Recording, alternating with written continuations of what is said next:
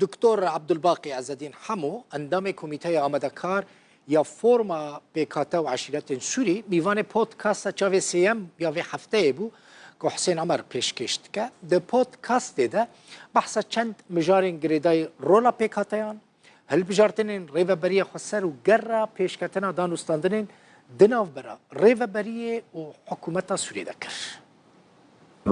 دکتر تشتکی بالکش هیا براستی 2019 دما کمجوینا و ویل لعین عیسی بو هلوستا حکومت سوریا و روسیا جی تند بو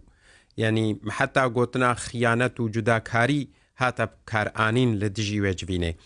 و جاره نه روسیا نه حکومت سوریا تهلوسته ولو تند جوی کمجوینه ندانا او نیشانه که کدبا حکومت سوریا جی برو هفته هشتنه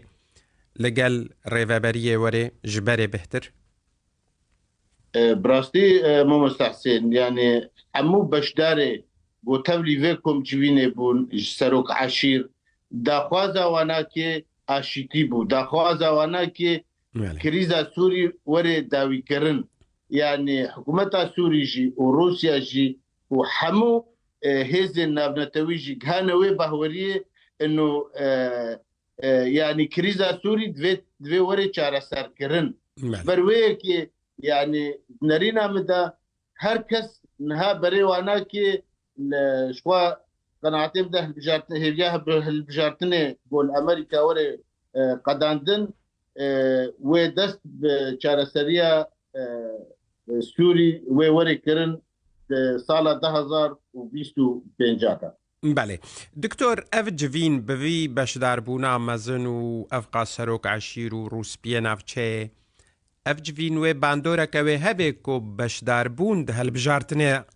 ریوبریا خسر دا کو به منوای یازده حزیرانه و ببن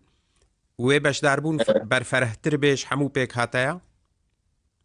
یعنی براستی داخوانی و کسایت تبلی و کمجبین بون یعنی یک جوانا که بشدار بونه و اشبوه البجارتنه بو البجارتنه محاوره یازده محاوره و الوری دارخستن اشبر او جاره کیم یکمینه ورقه يعني پیکاته ملت باكور روشلات سوري تبليه البجارتنا كولود من يعني از نرينا مدى و خدي باندور بي و ملت ما استحقاق خوي انتخابي بيك بيني وتبلي واهل بجارتنا بي. بله دكتور يعني دهمان دماكو جوين دهات الدار خستن نوچه هبون ما بخوشي بلاف کرن کو شاندك جريوه بريا خوصرج مساده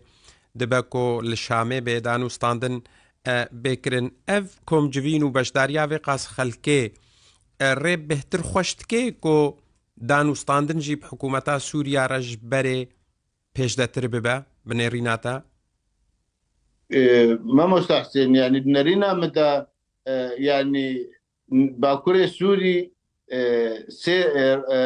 ربكة سوريا يعني نزيكي 5 مليون حتى 6 مليون انسان تيدا جيان بكي يعني ابقى كس نونري فيجواكي حمود في كومجوينه ده حاضر بود ودا خوازوا يعني ديالوغا سوري ازوي بهوريه دما وحكومتها سوري و